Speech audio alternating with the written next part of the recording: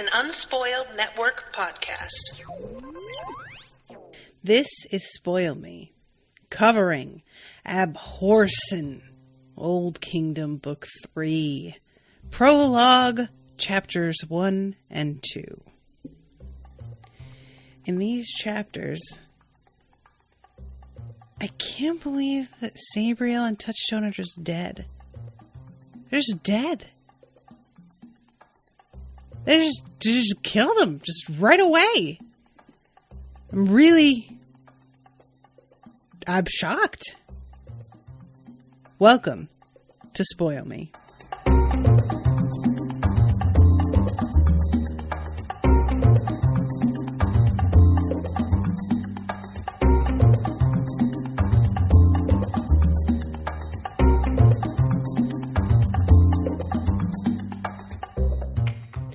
Welcome to the show, everybody. I am Natasha.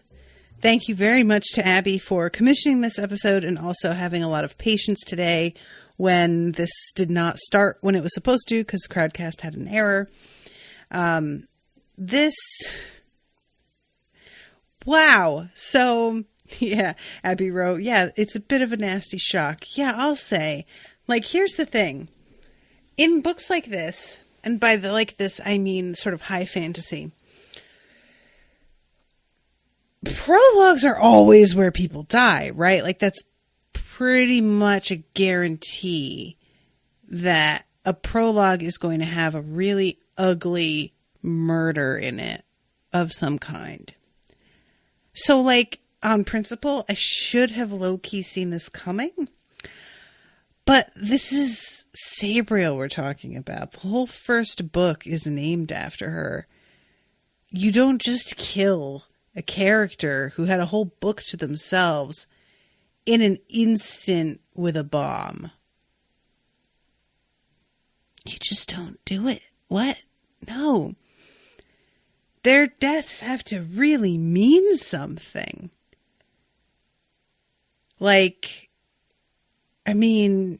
Damn. And it's not like her death doesn't mean it, but you guys know what I mean. Abbey says, and to be fair, the other two prologues didn't do that, so why would you think this one would? I guess they didn't. It was so heavily implied. In the first one, it's her father and her mother has died, right? And her father is handing over the child to people or something. What is he doing? So there is a death. It's not. Is it on the page? Does she die in the scene? Or do we hear about it after? I feel like she dies on the page, right? And then in the second one, I pretty much assumed that Clore of the Mask was dead. That she was going to be killed shortly. And she winds up being this undead creature later on in the book. So I sort of look at that as her being killed, even though that's not happening on the page in that scene. There is such a heavy implication that this bitch's days are numbered, and that it's just sort of the prologues. Maybe it doesn't have to be especially that somebody gets murdered. It's just something real bad happens, but it usually is to a sort of a side character that we don't know real well, or don't get to know until far later. So this is a whole different beast.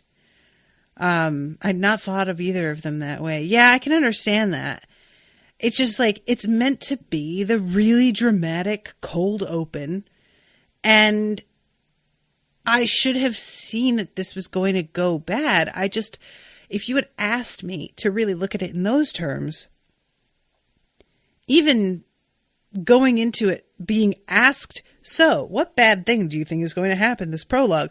I still would never have even dreamed that he'd just kill both Touchstone and Sabriel. And look, it may be that these two aren't actually dead. I don't really feel like that's going to be the case, though. I think if it turns out that they survived, fair. I don't feel like I'm going to be mad. There are some situations in which you try and trick me like this and I'll be mad. This is not one of them, because we're literally dealing with a necromancer in this moment. Like, she is somebody who, if anybody can be justified as having survived a deadly attack, a fucking necromancer, I could excuse this and I would be okay with it. But it is a really bizarre moment when the end of this prologue wraps up, and I just am refusing to acknowledge what I'm reading, because it's just, and this is something that I don't run into that often. There are so many books out there that try and have moments like this of you just being like, no, this didn't happen. But almost every time I sort of see it coming, or it feels narratively predictable in some way. And I'm just like, well, I mean, I'm not happy this person's dead. I like this character, whatever. But yeah, it was their time. Their arc is kind of, what more are you going to do with this? Or we need this, like, this driving force of revenge for this other character, whatever. There's always something that makes it feel like this makes sense and it's fine. And I did not have that with this one. And I'm not saying that this didn't make sense, because it 100% makes sense.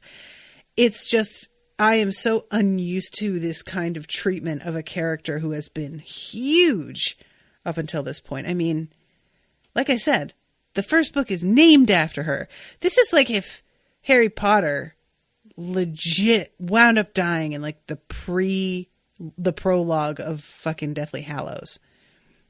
It would just be like, wait. And they just went on and continued to fight Voldemort without him. And it was still named after him because he was in the book, but it was just like, nah, but he's not actually, like, you know, that important.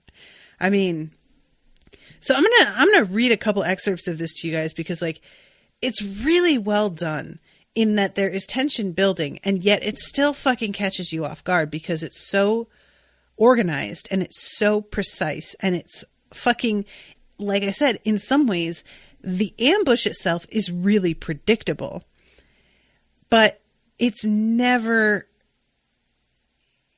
I think that's part, you know what? I'm realizing that's what this fucking writer did.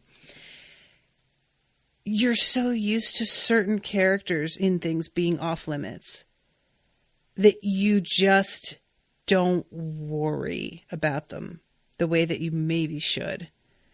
And so what he did was be like, oh yeah, I know that you don't think I'm going to do this.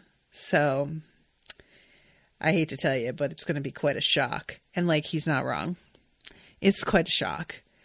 I really, despite the tension, despite knowing that there had to be an ambush or something, despite all of that, I 1000% just thought they would get through it. Somebody would be grievously injured. Maybe Touchstone would be taken prisoner.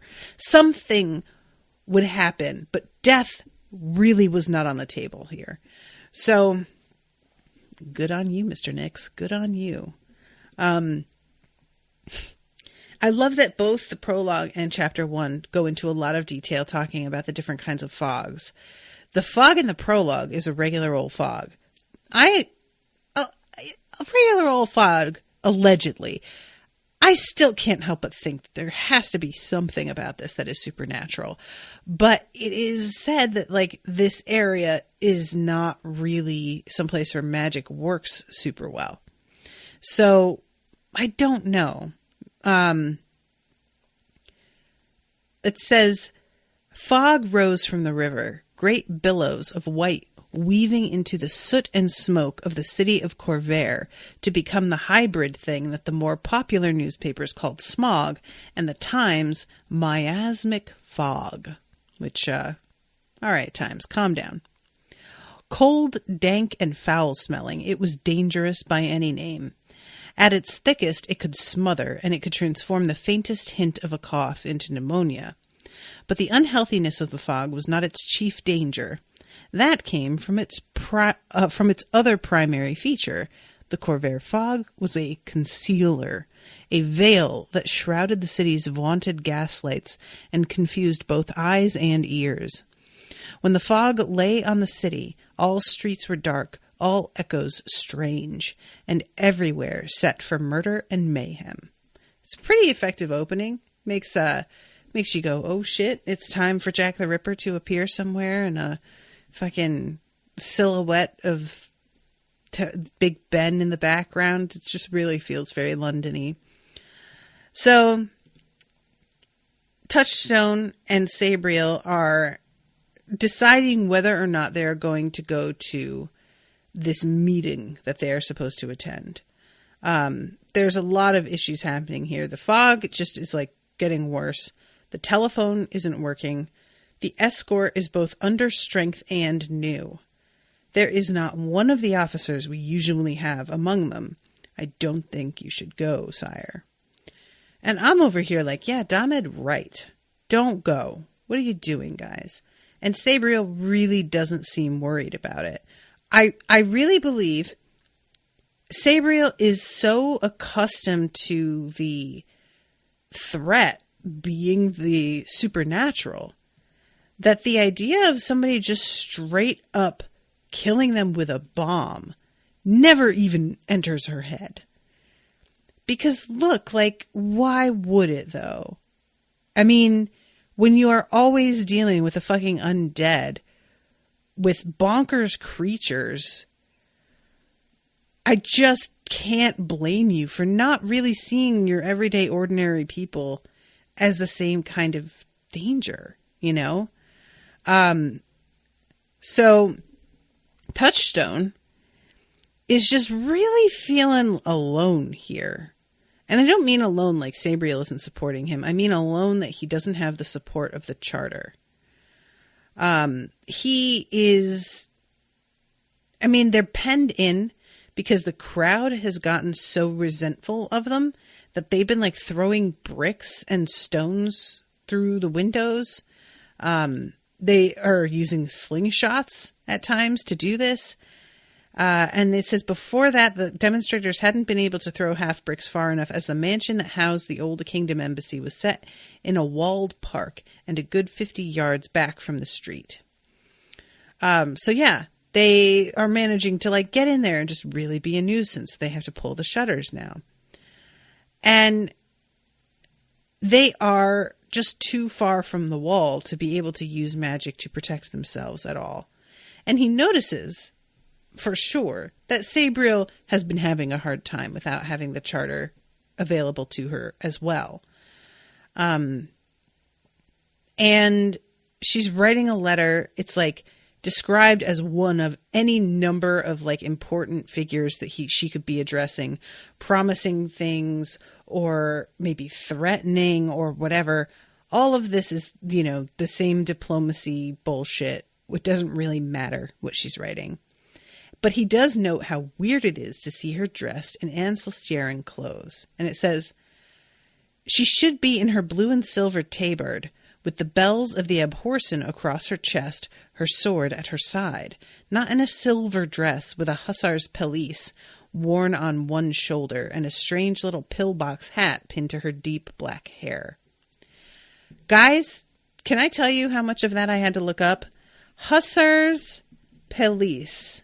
I'm looking it up. Sweet. Yes, I like this. Because when I just looked up pelisse, I got a very different little jacket that was like kind of long and often something that's sleeveless, like a very long vest. But the hussar's pelisse is much more like military looking. And this I approve of much more. It's almost like she's got a kind of a bandolier happening in her design, even if she's not wearing her bells. But yeah, I had no idea what these words meant. So that was fun. I always enjoy learning about different names for fashion and stuff, like the tabard. I'm not even pronouncing that right necessarily. That's how I'm saying it, but it might be tabard. It might be tabard. Like, I don't know. But that is like a more traditional sort of like long tunic. And Damed is like waiting for him to reply, thinking that he's listening, when really Touchstone has just sort of spaced out, thinking about how uncomfortable he is in these clothes, this whole place. And finally, Damod says, shall I convey your regrets? And Touchstone looks at Sabriel for her to make the decision. I really love this, that Touchstone is the king, but he is 100% aware that Sabriel is the power here. Like, he's not trying to fool himself that what he decides should happen has anything to do with anything. He is definitely bowing to whatever she thinks is best. And you know what? I respect the hell out of you for it, buddy. Good on you. So she's talking about how, I know that this weather is gross, but we're still going to go to this stupid garden party, and we're going to pretend we're having such a great time and drink and eat and whatever. And there's so much detail put into this description of how this is going to be, and that she's talked to Sulin, who is one of her old school friends, and Sulin is described and everything. So much of this just feels so commonplace and sort of mundane that, again, it really makes what happens all the worse. He's just thinking in the way that you think when you believe you are going to still be alive in a couple of hours. It's just so sad. So I beg your pardon, but I'm not sure that it will increase your safety. In fact, it may make matters worse. But it will be more fun, pronounced Sabriel. Are the cars ready? I shall just put on my coat and some boots. So apparently, when Sabriel says it would be sensible to put in place the plan we discussed, and Damod says, I think it might make matters worse, this is the only thing that I'm clinging to that might mean the two of them are still alive. That's it. I don't know what this is. I guess it's just supposed to be that they sort of disguise themselves, but whatever. If we were at home, I wouldn't doubt this fog was made with malice aforethought. The fog is natural enough, but I agree it may well be used against us. I'm so close to forming an alliance against Corellini. If Dwarforth comes in and the Sayers stay out of the matter. And they go on like this discussing what's going on, because I don't know if you guys remember, but apparently there was an allegation made against them, and this was brought up at the end of the last book, that they stole the Corellini's son. Or no, the Sayers' son, right? So he says, I wish we knew more about this guide Nicholas hired. I'm sure I've heard the name Hedge before, and not in any positive light. And Sabriel's like, well, we just have to kind of let it go and hope that our children's good sense will deal well with it. Abbey says nephew. Well, it says here, little chance unless we can show them we haven't made off with their precious son and nephew. Who's this son and nephew? Is it son and nephew like that's the same person? Or son and nephew like that's two people? Because I'm assuming that this is about Nicholas, right? Am I wrong about this? Or who are they talking about? I guess they're referencing his father too, though. No, it's Nicholas. Okay. So, all right. Well, we'll come back to that. But they go out and they wind up getting basically boxed in. It's really, really done well and quickly, and it's alarming. And the fact that this fog is working so well for these people doesn't help.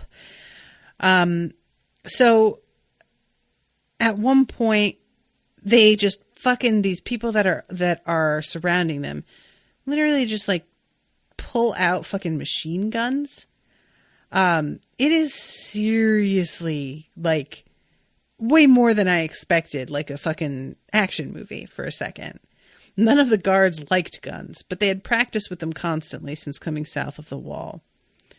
Not the crowd, roared Touchstone, only armed targets. Their attackers were not so careful. They had gone under their vehicles, behind a post box, and down on the footpath, and were firing wildly. Bullets ricocheted off the street and armored cars in mad, zinging screeches. There was noise everywhere, harsh, confused sound, a mixture of screaming and shouting combined with the constant crack and chatter of gunfire. So Damed is yelling to go through the square and down the warden steps and get into a boat that's waiting and get lost in the fog. And Touchstone is insisting that they can get back to the embassy. And Damed's like, dude, no.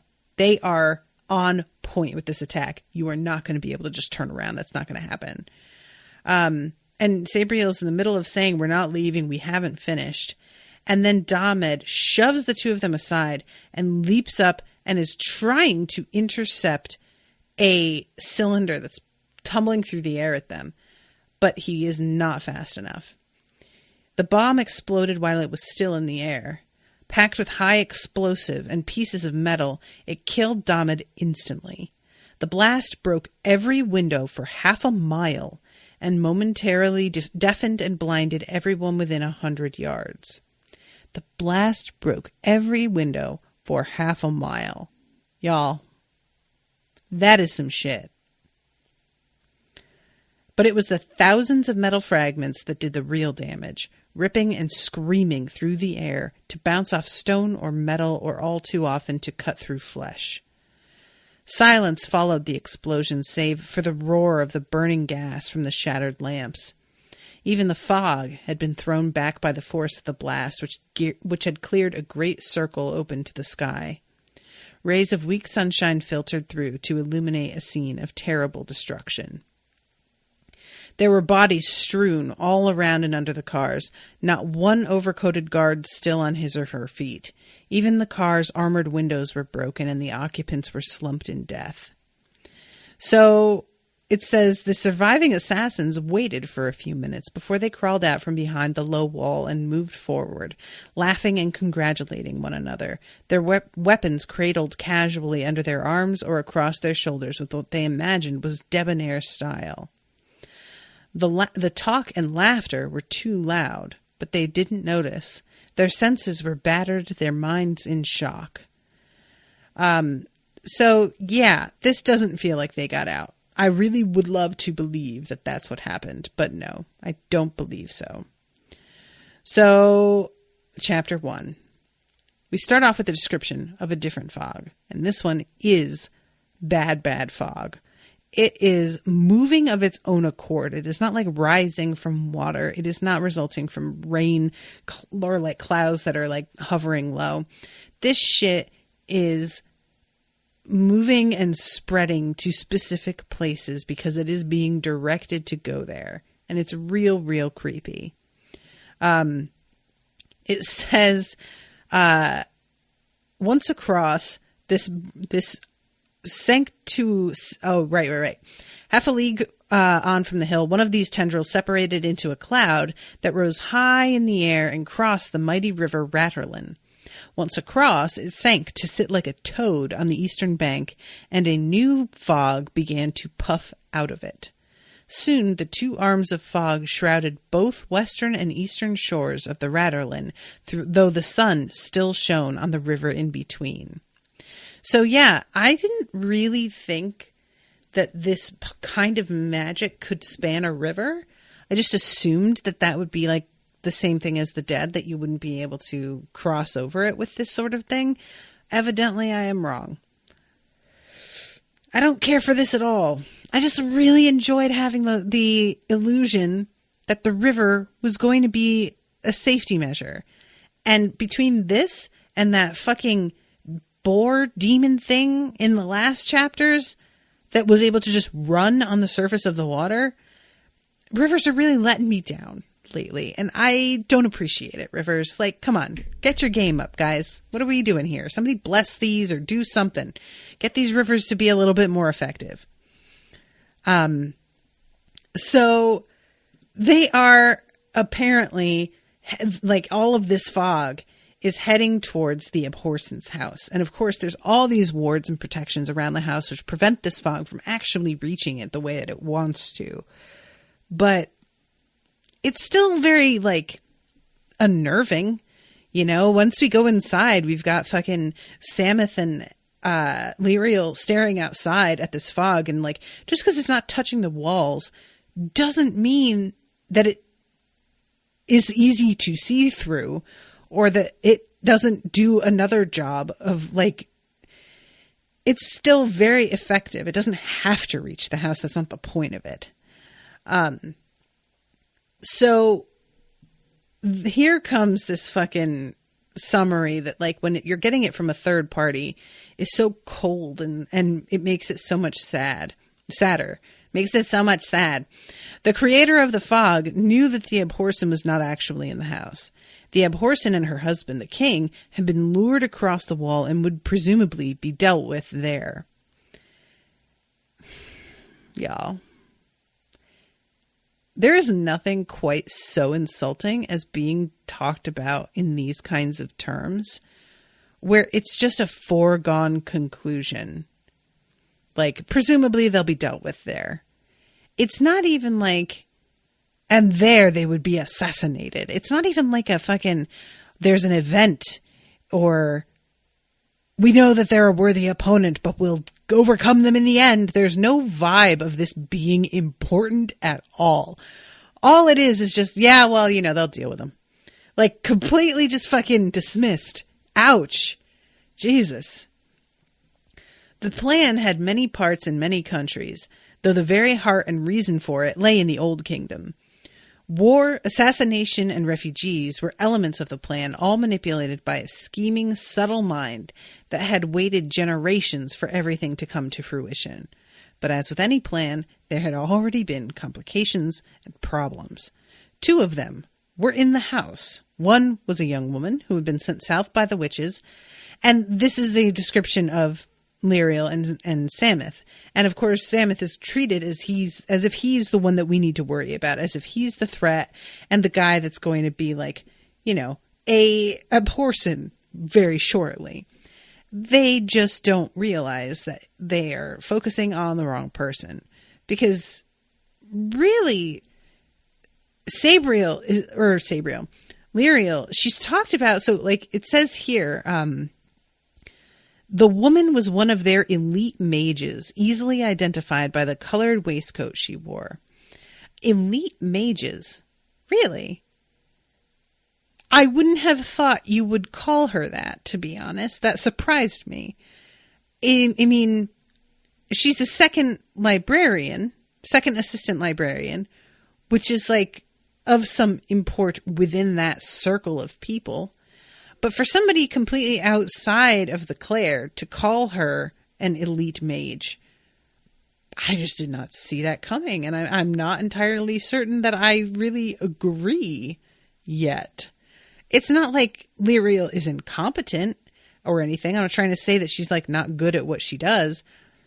But we haven't really seen her do all that much, except for she dealt with the Stilker, which I remain unconvinced that was entirely her doing. I don't know what happened there.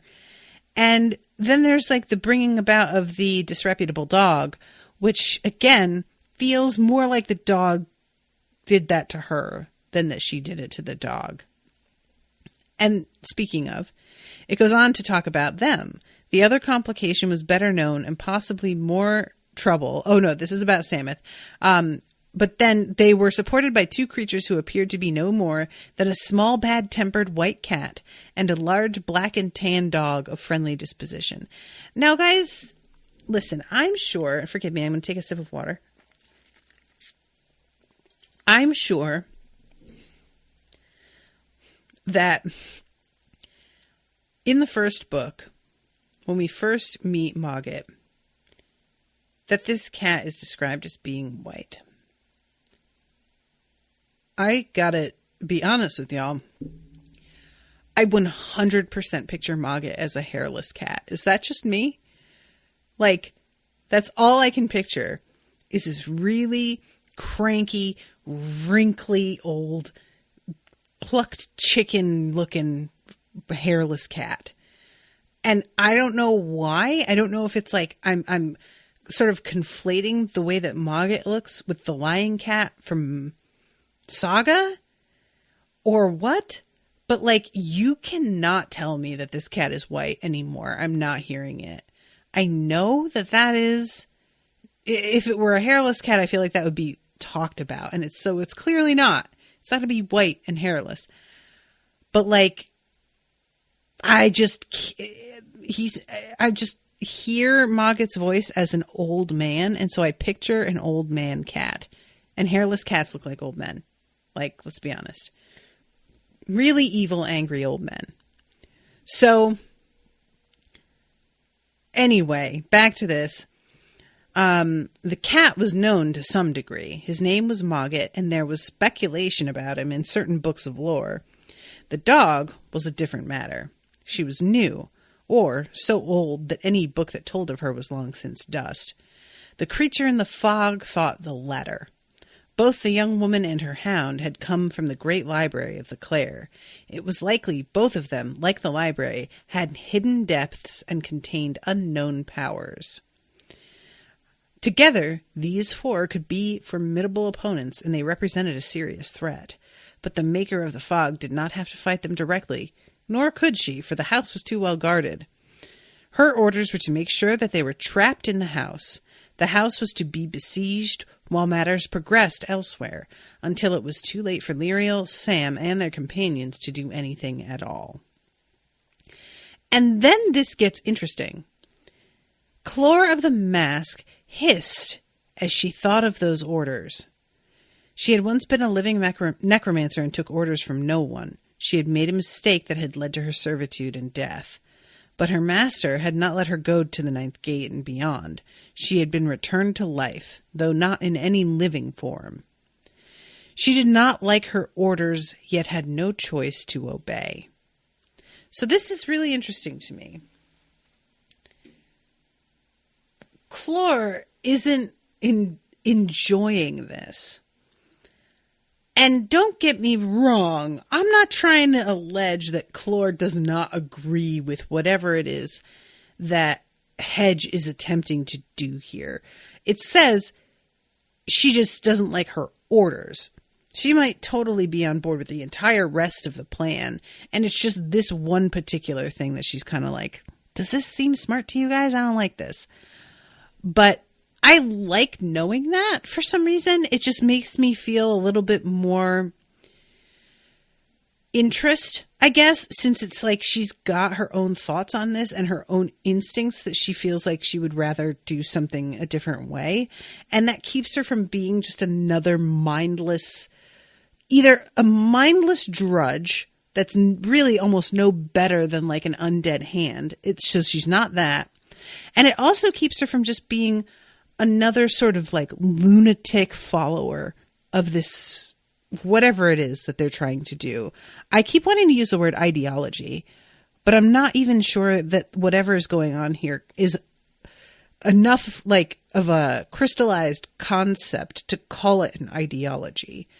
It's just, it would be really easy for her to just be sort of a boring, like, you know, oh yeah, she's obviously 100% on board and devoted and whatever. And instead having her be somebody who like used to be her own person and remembers that and misses that and is doing what she has to do because that's part of the magic, but doesn't like it. I kind of find that to be more compelling. Not saying that I sympathize with her or anything, but it's just, you know. So Sameth, meanwhile, is looking through the telescope, and he is able to tell that there's like 200 dead hands on the bank of the river. I gotta be honest, I didn't realize that we were talking about hundreds. When Clore is like coming up on them, I'm figuring that we're looking at 50, maybe 100, 200. I'll just say it. The Abhorsen's house is like fucking cursed. It just seems like you can't go there and like spend any time and enjoy yourself at all. You are going to get chased the fuck out of there very shortly if you wind up there, which is a bummer because the house seems perfectly lovely. It seems like a really pleasant place, and I, for one, would love to just hang out a little bit, do a little bit of sunbathing, give these little charter sendings something to do since they're probably really bored. Maybe ask them to make me some really weird dishes. I don't know. But overall, I feel so bad that Sameth and Lirael are winding up sort of in the same place that Sabriel did, where they're backed into this corner and are being forced to do something really wild to get out. Now, I don't know if there is, and this, I'm curious, Abbey, if you have any insight into this. Could they have done the same thing that Sabriel did and flood everybody out? I feel like there's a nagging sort of half memory that whatever Sabriel did to cause that enormous flood was like a one-time deal. And I can't remember why I think that. It was like she was cashing in a favor, or there was some I don't know, but it was I could have sworn that wasn't something you could do again. But I don't remember if I'm making that up or what. Abbey says, it probably wouldn't be as effective because it took a few hours for the flood to come down, and Clore would almost certainly be able to sense it coming. I don't think it was a one-time thing, though it obviously was a big deal. Yeah, it definitely was. And I like that mentioned here. Like at one point, I think Lirael looks at the walls and she sees that there's like weird marks high up on the walls that mean the water must have like reached way up on there. And I'm just like, yeah, how about that, girl? All right. So Clore would be able to sense it coming is a really good point, because like previously it had just been dead. There wasn't anybody really like conscious heading these people up, I don't think, last time. So that would make sense as to why it was so effective, because they're just going on and, not really like reassessing what they're doing based on the circumstances. I think Clore would just retreat back to the edge of the water, but she could still keep the dead at the edge of the river to catch them. That makes sense. And Ray says it might be a question of paper wing availability too. Ray, you're right, because like the only reason Sabriel could really do that was because then she got to fly away, and there's nowhere to fucking go. So what's the point? You can wash them out temporarily, but you're still stuck. So who cares? That's a good point. Abbey says, no, it was just the Mordicant last time, which has some power, but is peanuts compared with Clore. Peanuts. Mordicant. That's what it's called. I think I called it a mordant at one point. Unless that's another creature. But yeah, that's the one. Mordicant. So this, like, poor Sam. He is just so worried. He keeps picturing Clore and about how like she just totally almost killed him that one time. And Lirael tries to say, maybe somebody else raised the mists.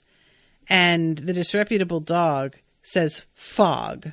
I think this is more than mist now, basically. Now, Lirael is going through something really interesting here.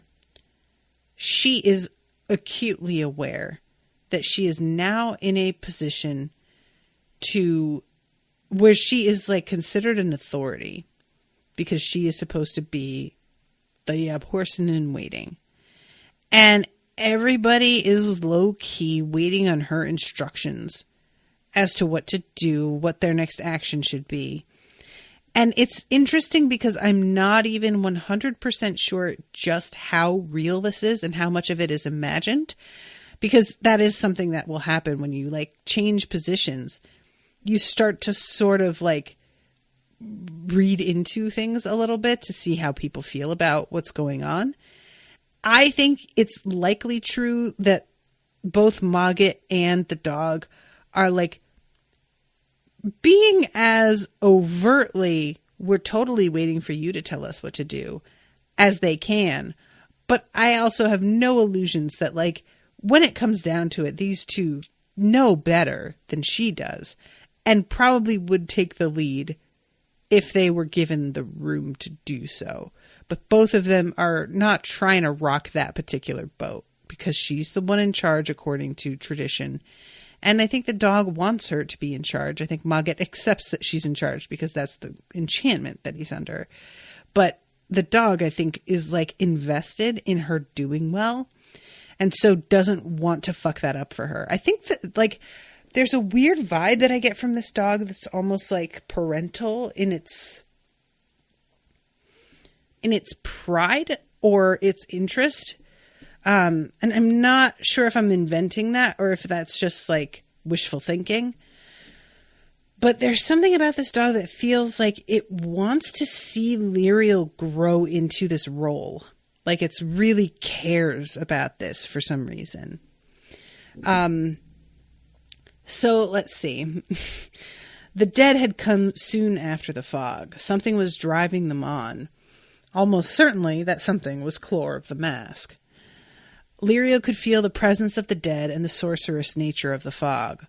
Although Abhorsen's house was defended by deep running water and many magical wards and guards, she still shivered as if a cold hand had trailed fingers across her skin. Now, I love this. Like, Lirael gets a little embarrassed a second later because she realizes that probably everybody saw her shiver like that and that it's a bit of a bitch move. But what are you going to do? She's a little freaked out. I feel like everybody is being very understanding of that. And I think that her feelings of immediately needing to leap into being the one in charge.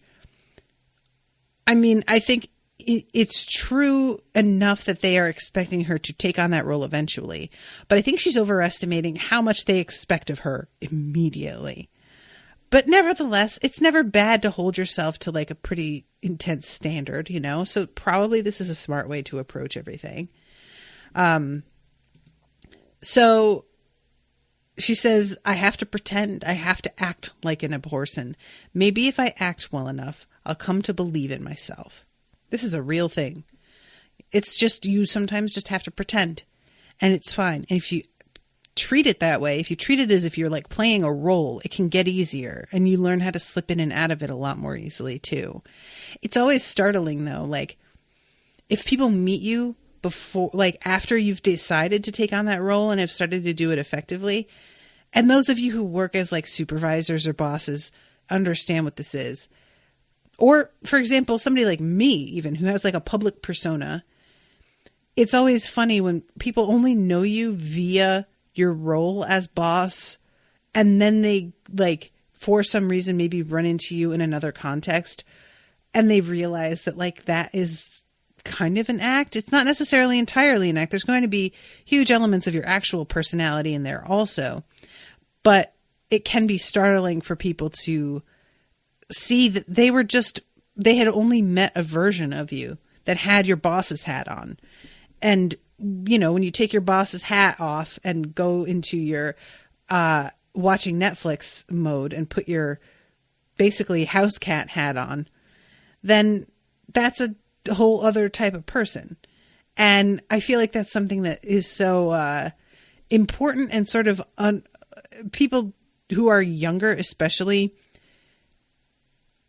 don't necessarily understand how important it is to be able to do that. I know I personally felt like you should be whoever you are all the time. And that wearing different hats was sort of inauthentic and just it betrayed the fact that you were like able to be a good liar and kind of just dishonest about who you are. And the truth is that it's just a mark of maturity, realizing that you need to implement certain parts of who you are to the best of their usability in a given situation. And that means leaning into certain parts of your personality at certain times over others.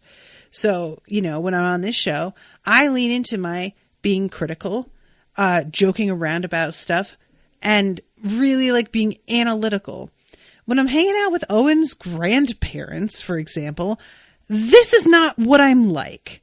I will pull it out here and there for amusement because I think his grandfather kind of likes it.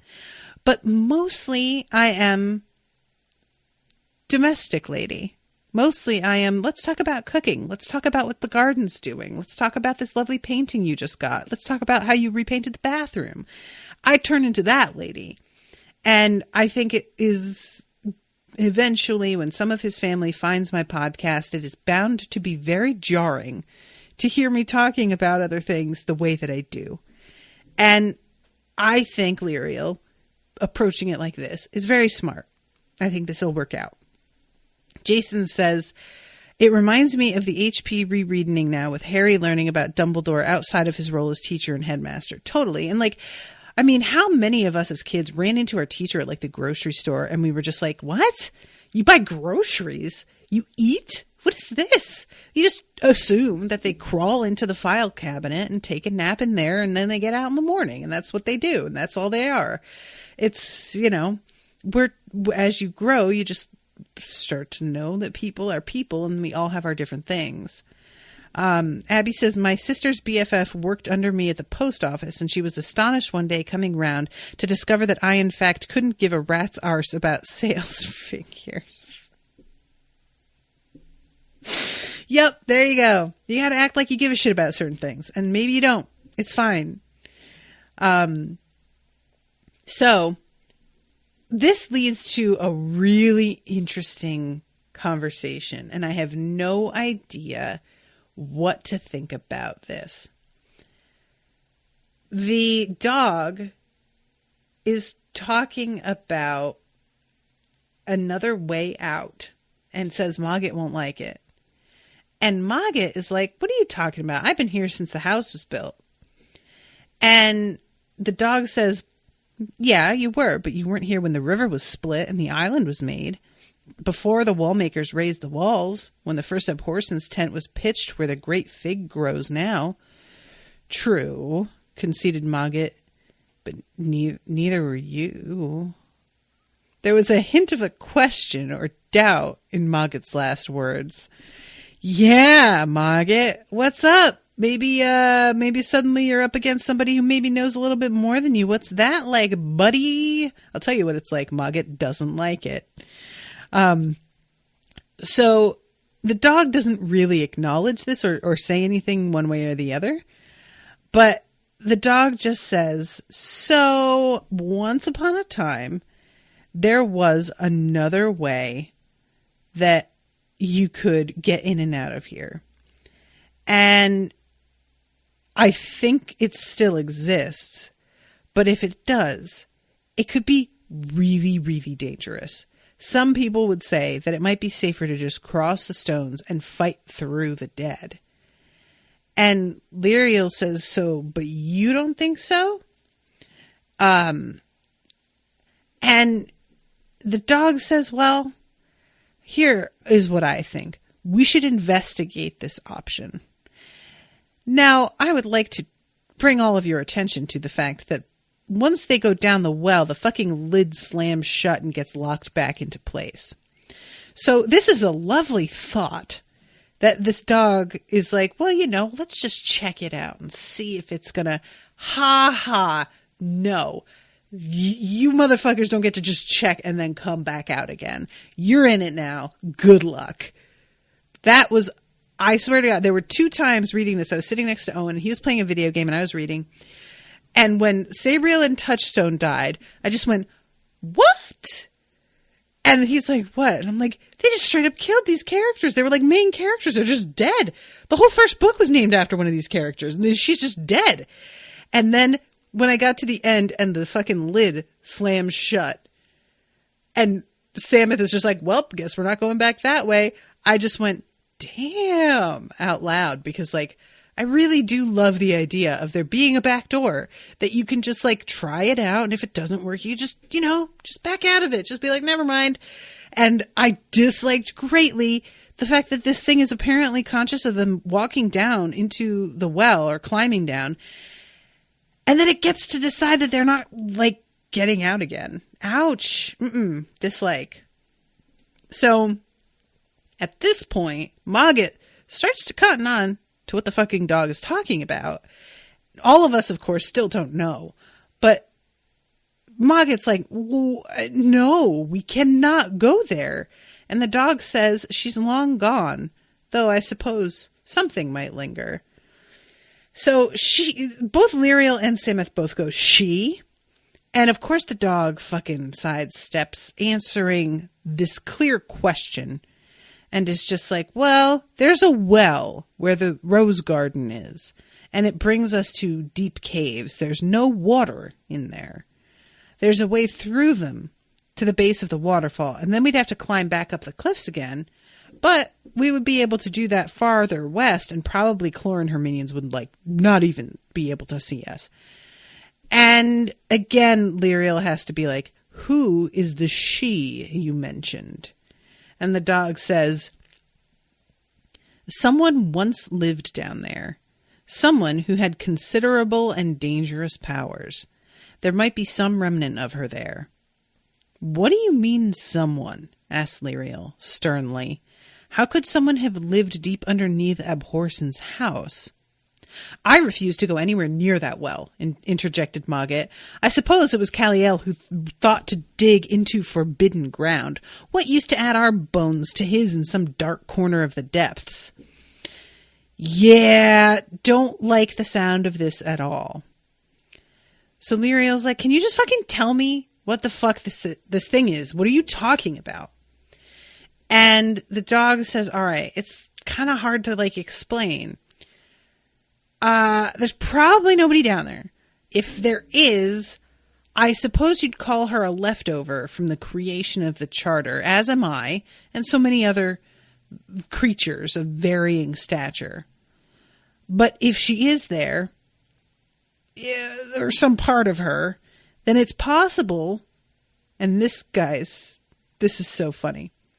It's possible she is as she was, which is dangerous in a very elemental way. Though it's all so long ago, and really I'm only telling you what other people have said or written or thought. She's not exactly anywhere. Part of her power is invested here, so if she were to be anywhere, it's likely to be here. And that's where, if she were anywhere, she'd be. I giggled. Meanwhile, Lirael is like, Mogget, help me out here, buddy. What the fuck did she just say? What was that? And Mogget is like, let me just... and is very conveniently asleep. And, of course, we see Mogget, one eye open a little bit later and realize, they're watching me, and, immediately pretend to sleep again. Mogget, we all know your tricks. So they decide that they are going to go and risk it. Sam has the very good idea of maybe making earplugs, because Mogget says something about how they need to never listen to her. And Mogget's like, no. It's not speaking like she's just talking to you. It's going to be speaking to you. It will be in you. And we just have to hope that Kaliel was not, or not Kaliel, because they're saying she, and Kaliel is the 12th Abhorsen who dug that hole apparently. But Mogget's just I just want her to not notice us at all. As long as we avoid her being able to pay attention to us, we're probably going to be fine. So the well must have been dug by Kaliel. His grandson released me when Kaliel disappeared, and he inherited his grandsire's bells and title. I do not wish to share Kaliel's doom, particularly down a well. So they're gonna run into Kaliel, right? Kaliel's still down there, right? Just disappeared. There's no body. This motherfucker's not quite dead. Something's up. Something weird's going on. But Lirael feels, as they're talking, Clore coming closer. And she feels that maybe even Hedge is here. And she's starting to feel some serious urgency about getting on with this. And then we get an interesting little, and I'm running out of time. I'm so behind. Sam is thinking about the fact that he has the Wallmaker symbol on his surcoat. And I got to imagine that's why he's so good at like making things, because there's something about his magic that particularly applies to like infusing objects, which is pretty dope. And I really hope that Sam starts to come into that a little bit more, because he's been so down on himself for not being an Abhorsen that he needs a bit of confidence from doing other shit. So they get into their armor, and because there's all this stuff here that they can like take advantage of. And it sounds pretty cool, actually. It was made of tiny overlapping scales or plates. Despite its length to her knees and its long swallow-tailed sleeves, it was quite light and comfortable. It also didn't have the characteristic odor of well-oiled steel, for which Lirael was grateful. Which is something I never thought about, is how armor must smell. And I bet that does get kind of annoying after a while. And apparently the scales are ceramic. They're not like, that's why it doesn't have that smell, is they're not metal. But Lirael sees them and is just thinking to herself, Sam could make this, and doesn't know why she thinks that. And I'm like, it's because you can sense the other kind of weird magic that he has. It's like a creation magic. And I would love to see, I found actually, when I was looking for an image to use for this event cover, I found a really cool illustration of Lirael with the bell bandolier on her. And it turns out that the bells are like upside down on the bandolier, which makes so much more sense.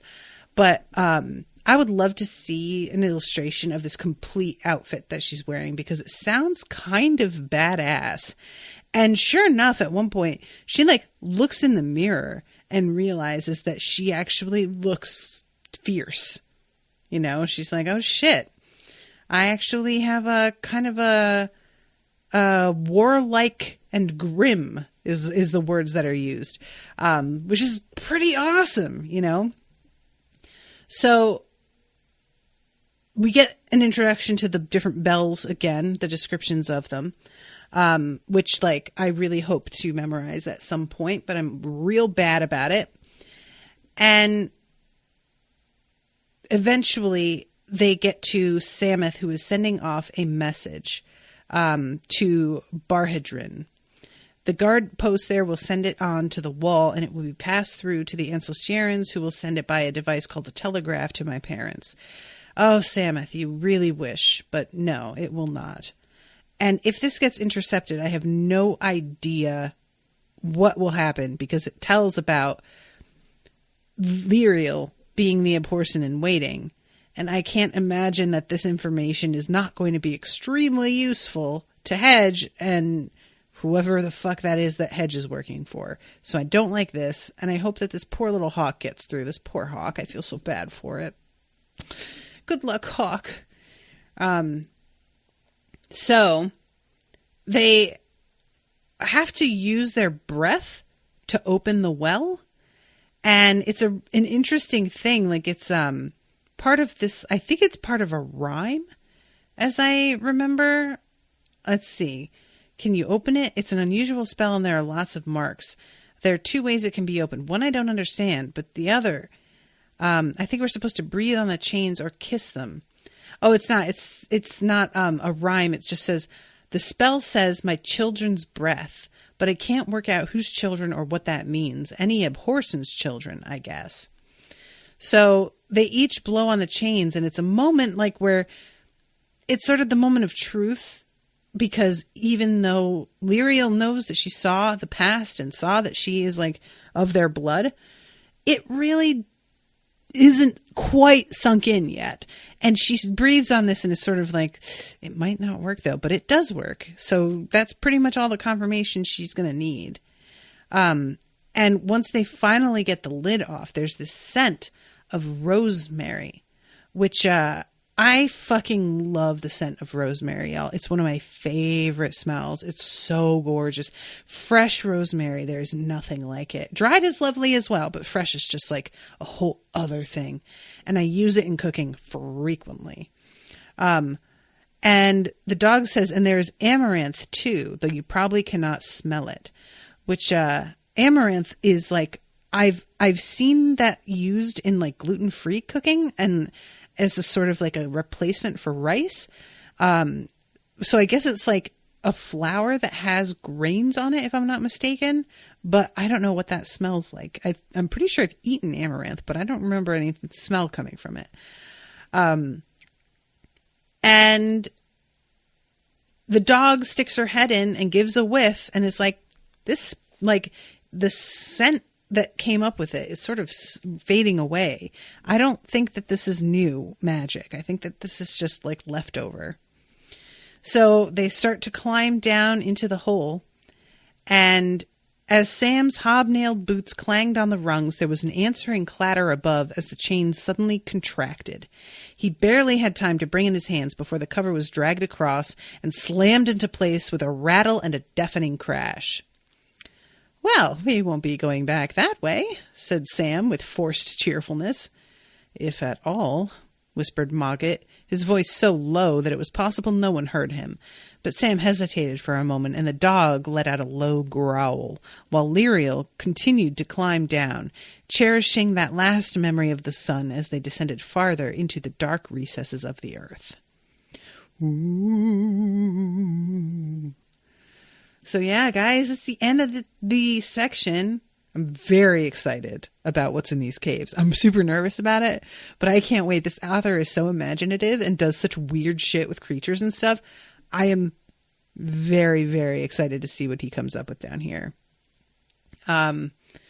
Yeah, so, all right, I'm out of time. Oh, Abbey says, since we used to have a rosemary bush and it was gorgeous. I wish I could grow that here. It's too wet. Rosemary likes it really dry and like kind of cold. Weirdly, like my mom used to have this glassed-in porch in Connecticut, and we would leave it out there all winter, and it loved it. But I kill rosemary; like it's hard to grow. Let's see. Abbey says it's going to be like 3 weeks till the next one. I'm sorry. It's okay. But is it really? I could have sworn I saw one that was going to be coming up sooner. Yeah, there is another one. Where is it? Because I feel like I was like a little bit surprised, unless I was looking at the wrong thing. I might have been looking at the wrong thing. Yeah, maybe I am. Maybe it is. But regardless, I get to read this right away. So, I won't get to cover it right away, but at least I get to read it right away. So it's fine. She says, "Oh, is there? Huh? Don't listen to me, Abby. You know better than me. I'm dumb." Yeah, I'm excited. All right, guys. Well, thank you all so much. And thank you, Abby, so much for commissioning these. And if anybody else wants to help Abby out with commissioning them, you can go to unspoiledpodcast.com/shop and buy an episode. Help her out. Because she had mentioned that this one was probably going to go slower than the other two books have because, it's starting to get expensive. Abby has invested a lot in me covering this series. I appreciate you, Abby. So yeah, if anybody feels like stepping up and helping her out, I'm sure she would appreciate it. All right, guys. I will see you soon. And hope you enjoy it. Toodaloo, motherfuckers.